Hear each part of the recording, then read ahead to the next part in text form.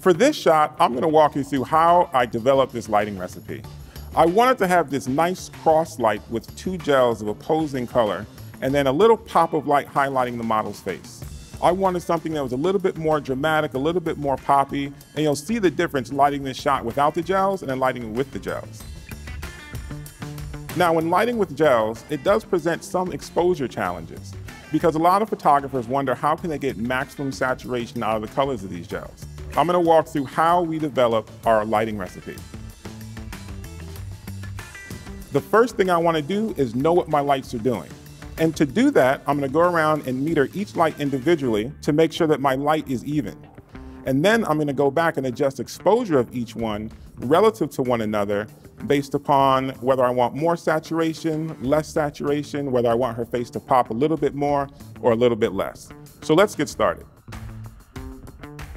I'm gonna measure my light here, and I know I'm gonna wanna start off at around f8. So I'm gonna start by metering right at my subject's face. And I'm getting f8. And just to make sure that the light is hotter more towards her head than the rest of her body, I kind of start at the forehead, I go to the chin, and I come right about to her midsection so I can see how the light's falling off. So now I'm going to turn this light off, and I'm going to turn my other light on.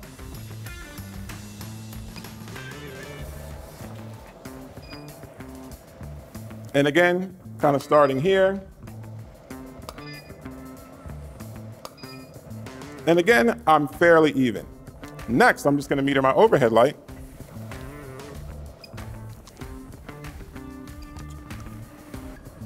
And this light's really important because this is where I'm gonna start to give my model direction in terms of where she can move her head so she doesn't come too far in or out of this light. And so one thing I'll do is I'll ask her, are you able to kind of see through the grid? Perfect. First, I'm gonna make sure that I don't have a hot spot to her left or to her right. And I notice the light's a little bit hotter over here, so I'm gonna have her move over about half a step. Perfect. Now I'm exactly at 8.0. So I use the meter because when using a spotlight like this, the light can fall off dramatically, and this also helps me position my model. So now I'm gonna turn all my lights on.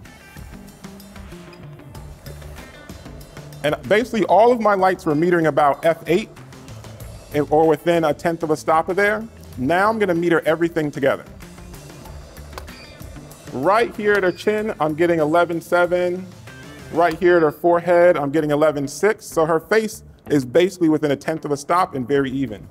Now I'm just metering to the left and to the right to make sure right in the center is where we have the light the hottest, which is what I have now. So this is how I'm starting off with my recipe. Now we're gonna add a little seasoning to it. So now I'm gonna gel my two side lights and take some additional meter readings to find out how these gels change my exposure. It's very important, once you add gels, your exposure changes. You can find this out by using a meter because you're gonna have to go back and readjust those lights. So what I did is I turned all my lights off again except with one, and I'm gonna go back and re-meter them individually. So starting with the blue gel,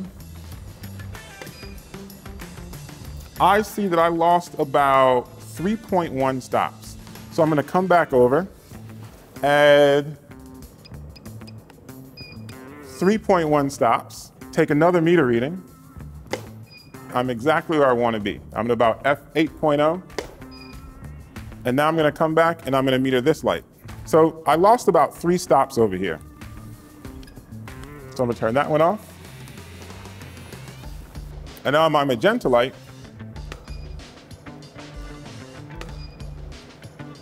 I lost about 2.5 stops. So I'm gonna add that back in.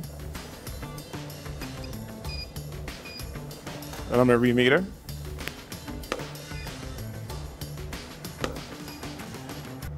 Perfect. I'm about f8 on both these lights. I'm gonna bring both of them back on. I'm gonna take a combined reading of both of them.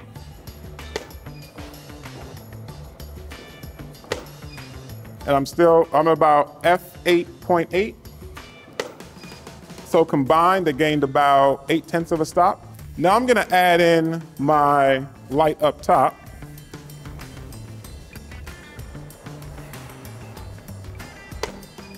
And now my combined reading is about F11. I'm gonna take my first exposure just to see what the light looks like right now.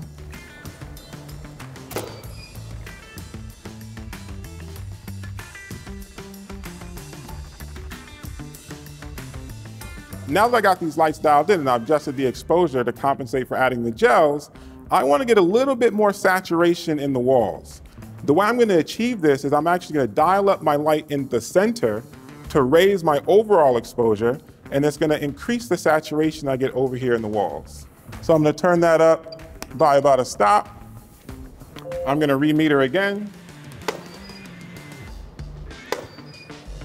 I'm at about 11.6, 11.8.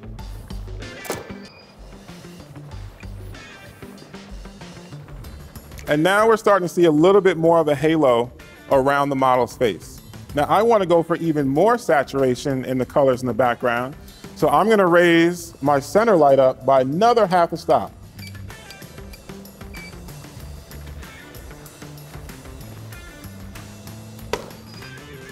Now I'm at F16. So now I have about a stop and a half difference from the model's face to about right here. So now I know I'm going to get much more saturation in the walls, which is the creative effect that I'm going for.